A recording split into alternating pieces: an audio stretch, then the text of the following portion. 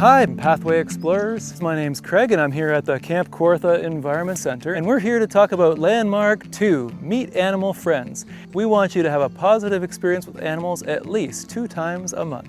I guess the first reason why it's important to interact with all the different animals that live around us is because it's really fun and we get to know the world we live in a little bit better. But also, as we get to know them, we begin to care about them and understand their lives, and that we all share this place together. And we come to understand that we need to take care of it a little bit, because it's not just our home, but it's their home as well. It all interacts to create the web of life. One thing we love here at the Environment Center is to go bug hunting.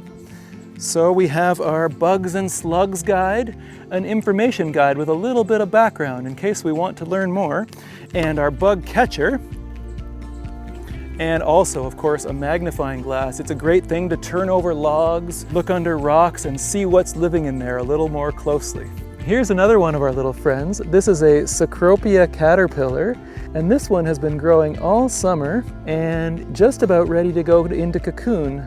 And there's not a lot to taking care of them, but it's a really amazing way to see them grow and emerge and see them change through their whole life cycle. Now, some people are a little bit afraid of bees. Here at the Environment Center, we have a beehive, and there are all kinds of apple trees and pollinator gardens. But in Ontario, there are over 400 kinds of little teensy bees. Actually, I see one right over here on the goldenrod.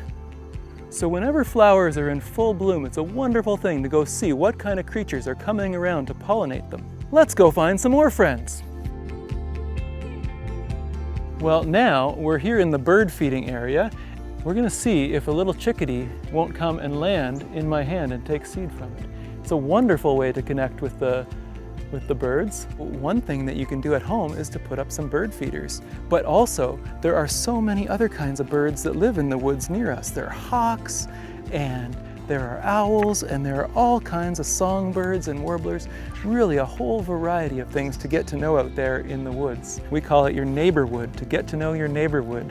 So mammals can be awfully hard to see because they're really good at hiding. But one thing that tells the story of the animals who were there when we weren't there to see them are the tracks. Here we have the tracks of wolf and mountain lion, and here's a track of a deer. And you can make these casts out of plaster of Paris, just with a track that you find in the forest, and pour the plaster into the mud and it'll come out.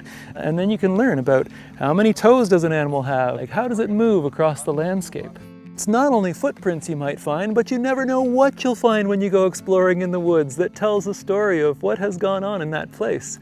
Once in a while you get lucky and find something like an animal skull, and you can see, is this a carnivore or a herbivore?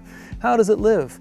Or this is the jaw of a deer, and you can see those teeth for crunching down twigs and chewing them all up.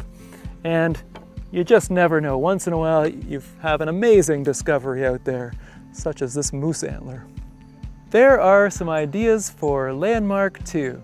Thanks for joining me as we've met some new animal friends. See you next time, Pathway Explorers.